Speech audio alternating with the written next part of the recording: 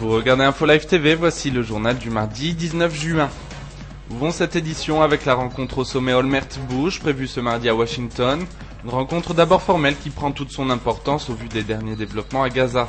Le Premier ministre devrait demander l'aide des États-Unis pour obtenir l'isolation définitive du Hamas et un renforcement de l'autorité de Mahmoud Abbas.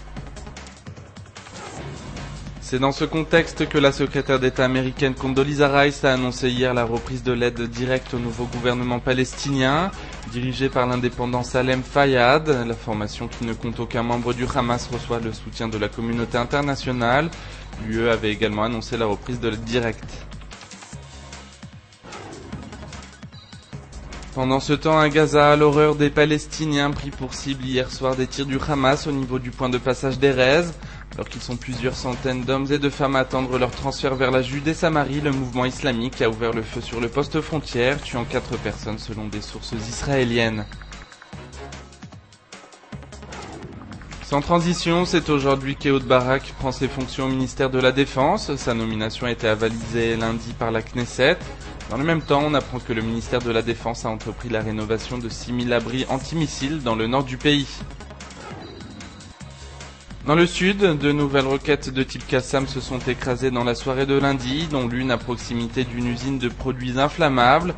Ces 2 attaques n'ont toutefois pas fait de victimes.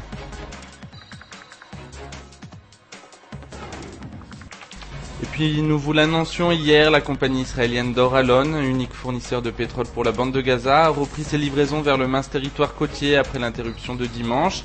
Les files d'attente s'étaient créées aux stations-service où l'essence avait été rationnée. Enfin, contrairement à ce qui avait été annoncé la semaine dernière, le milliardaire Arkady Gaidamak n'acquérera pas la chaîne de magasins Tiftam qu'il souhaitait rendre cachère. L'accord a échoué devant le refus du propriétaire du groupe de revoir le prix à la baisse de 10 millions de dollars. Enfin, retrouvez sur notre chaîne un document exceptionnel sur Gilad Shalit, 1 an après son enlèvement.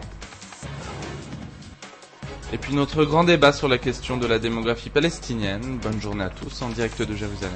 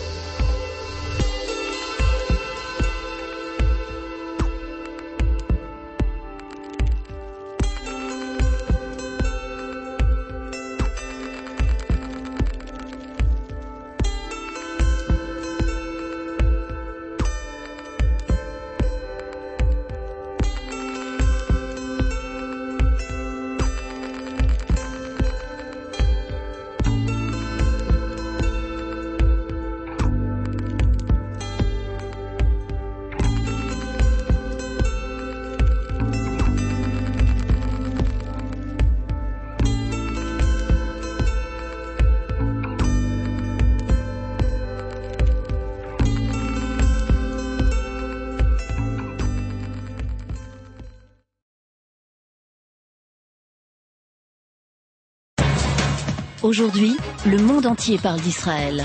Mais qui parle d'Israël au monde entier, en temps réel, en 4 langues et en direct de Jérusalem? Infolive.tv, la première chaîne de télévision internationale israélienne.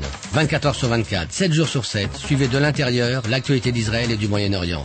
Des reportages, des interviews, un grand journal et des flash infos en images dès que l'actualité l'exige. Infolive.tv, votre regard direct et vrai sur l'actualité d'Israël. Retrouvez Infolive sur internet www.infolive.tv.